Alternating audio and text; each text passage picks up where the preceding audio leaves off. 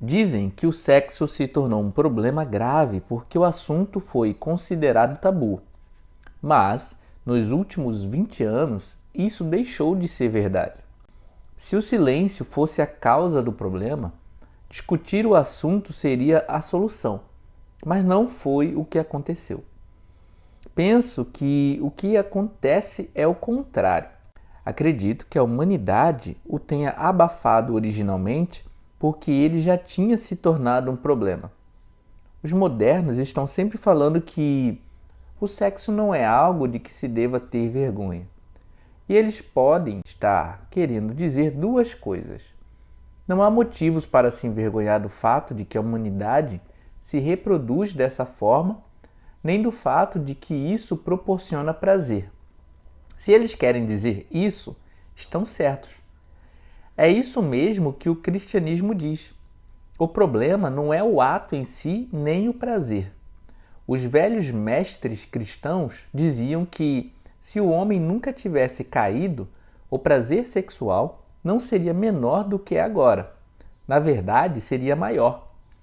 Sei que alguns cristãos meio confusos falam como se o cristianismo achasse que o sexo, o corpo ou o prazer são coisas ruins, mas eles estão errados. O cristianismo é praticamente a única das grandes religiões que aprova completamente o corpo, que crê que a matéria é boa, que Deus mesmo tenha assumido um corpo humano, que algum tipo de corpo nos será dado até mesmo no céu, e que essa será uma parte essencial da nossa felicidade, beleza e energia. O cristianismo glorificou o casamento mais do que qualquer outra religião. E quase todos os poemas de amor mais arrebatadores do mundo foram produzidos por cristãos. Se alguém disser que o sexo em si é algo ruim, o cristianismo irá contradizê-lo imediatamente. Mas é claro que, quando as pessoas dizem que o sexo não é nada de que se deva ter vergonha, também podem estar querendo dizer que o estado em que o instinto sexual se encontra atualmente não é nada do que se tenha de ter vergonha. Se querem dizer isso, penso que estejam erradas. Na verdade, acredito que temos todos os motivos para nos sentir envergonhados. Não há nada de vergonhoso em apreciar comida, mas seria vergonhoso se as pessoas fizessem da comida o interesse central de suas vidas e passassem o tempo todo contemplando fotos de pratos a ponto de ficar com água na boca e estalando os lábios. Não estou dizendo que você e eu sejamos individualmente responsáveis pela situação. Nossos ancestrais nos legaram organismos que, sob esse aspecto, são pervertidos, e nós fomos criados rodeados pela propaganda em prol da perversão. Há pessoas que querem manter nosso instinto sexual inflamado para ganhar dinheiro à nossa custa. Porque, é claro, uma pessoa obcecada nunca resiste a um bom marketing. Deus conhece nossa situação e não vai nos julgar como se não tivéssemos dificuldades para superar. O que importa é a sinceridade e a perseverança em nossa vontade de superá-las. Para sermos curados, precisamos desejar ser curados. Todo aquele que pede socorro com sinceridade será socorrido. Mas para muitas pessoas modernas, até o desejar é difícil. É fácil pensar que desejamos algo sem o desejarmos realmente. Um cristão famoso certa vez disse que, quando era jovem, orava constantemente por castidade. Porém, anos mais tarde, ele se deu conta de que, enquanto os seus lábios pronunciavam "Ó Senhor, torna-me casto", seu coração acrescentava secretamente: "Mas por favor, não o faça já". Isso também pode acontecer nas orações por outras virtudes, mas há 3 razões porque é especialmente difícil para nós desejar, quanto mais alcançar, a castidade completa imediatamente. Em primeiro lugar, nossa natureza corrompida, os demônios que nos tentam em toda essa propaganda contemporânea em prol da luxúria, aliam-se para nos dar a impressão de que os desejos aos quais estamos resistindo são tão naturais, tão saudáveis e tão razoáveis que é quase perverso e anormal resistir a todos eles. Todo cartaz, todo filme, todo romance nos faz associar a ideia de emancipação sexual a ideias de saúde, normalidade, juventude, franqueza e bom humor. Contudo, essa associação é uma mentira. À semelhança de todas as mentiras poderosas, essa é baseada em uma verdade. A verdade reconhecida anteriormente de que o sexo em si é parte dos excessos e obsessões que germinaram ao nosso redor é, entre aspas, normal e saudável e tudo mais. A mentira consiste na sugestão de que qualquer ato sexual ao qual somos tentados naquele momento também é saudável e normal. Mas isso é pura bobagem sob qualquer ponto de vista saudável, mesmo fora do cristianismo. A entrega a todos os nossos desejos, obviamente, leva à impotência, à doença, à inveja, à mentira, à dissimulação e a tudo o que está contrário à saúde, ao bom humor e à franqueza. Se quisermos alcançar qualquer felicidade, mesmo neste mundo, será necessário muito comedimento.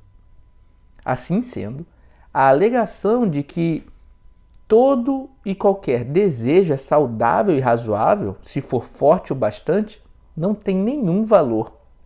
Toda pessoa civilizada e saudável deve seguir um conjunto de princípios segundo os quais escolhe rejeitar alguns desejos e admitir outros. Uns tomam por base princípios cristãos, outros princípios de higiene, outros ainda princípios sociológicos.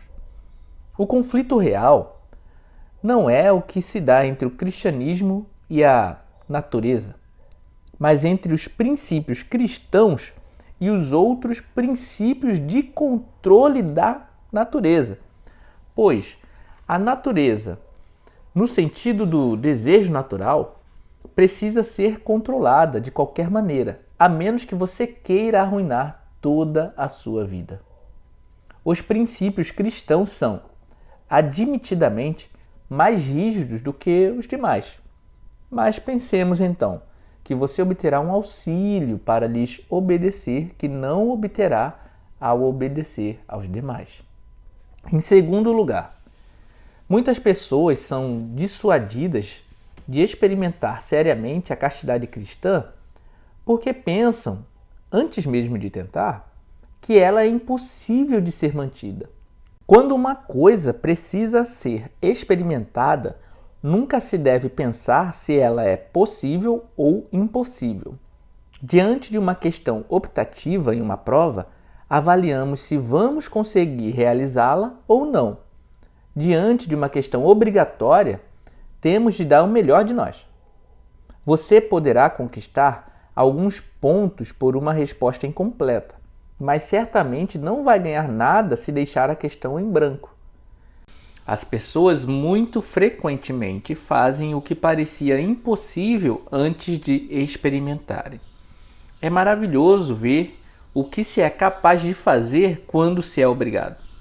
Aliás, uma coisa é certa: a castidade perfeita, da mesma forma que a caridade perfeita, não poderá ser alcançada por quaisquer esforços meramente humanos. É preciso pedir ajuda de Deus. Mesmo se você tiver feito isso, poderá seguir tendo a impressão de que nenhuma ajuda, ou menos ajuda do que você está precisando, lhe esteja sendo dada por muito tempo. Não ligue para isso. Peça perdão depois de cada erro. Aprume-se e tente de novo.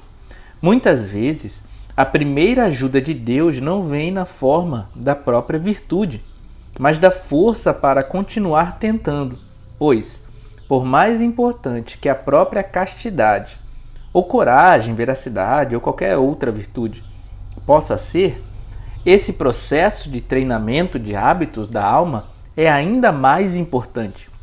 Ele nos cura de nossas ilusões sobre nós mesmos e nos ensina a depender de Deus. Por um lado, aprendemos que não podemos confiar em nós mesmos nem nos nossos melhores momentos.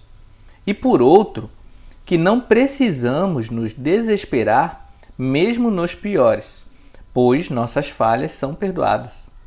A única atitude fatal é nos acomodarmos, dando-nos por satisfeitos com menos do que a perfeição. Em terceiro lugar, as pessoas muitas vezes compreendem o mal que a psicologia quer ensinar quando fala de repressões. Ela ensina que o sexo reprimido é perigoso, mas nesse caso, reprimido é um termo técnico que não significa suprimido, no sentido de negado ou recusado. Um desejo ou pensamento reprimido é aquele que foi lançado no subconsciente, normalmente em idade muito tenra, e agora só pode se apresentar à memória de uma forma disfarçada e irreconhecível. A sexualidade reprimida nem sequer é vista assim pelo paciente. Quando um adolescente ou adulto se engaja em resistir a um desejo consciente, ele não estará lidando com a repressão e também não estará correndo o risco de criá-la. Pelo contrário, aqueles que estão tentando ser castos são mais conscientes e em pouco tempo saberão mais a respeito de sua própria sexualidade do que qualquer outra pessoa. Eles conhecem seus desejos no mesmo nível em que Wellington conhecia Napoleão ou Sherlock Holmes conhecia Moriarty. Como um caçador de ratos conhece esses bichinhos e o encanador conhece os canos com vazamento. A virtude, mesmo aquelas apenas esboçada, traz luz. A permissividade, só uma bruma e escuridão. Por fim, embora eu tenha falado bastante de sexo, gostaria de deixar o mais claro possível que ele não é o centro da moralidade cristã. Está redondamente enganado quem pensa que os cristãos veem a falta de castidade como o vício supremo. Os pecados da carne são maus, mas são os menos graves de todos. Os piores prazeres são os de ordem puramente espiritual, como o prazer de provar que o outro está errado, de tiranizar os outros, de tratar os demais com desdém e superioridade, de ser um estraga-prazeres, de difamar. São os prazeres do poder e do ódio. Isso porque existem dois seres dentro de mim que competem com o ser humano que devo tentar me tornar: o ser animal e o ser diabólico, sendo este último o pior dos dois. É por isso que um moralista frio e pretensamente virtuoso que vai regularmente à igreja pode estar bem mais perto do inferno que uma prostituta. Mas é claro que é melhor não ser nenhum dos dois.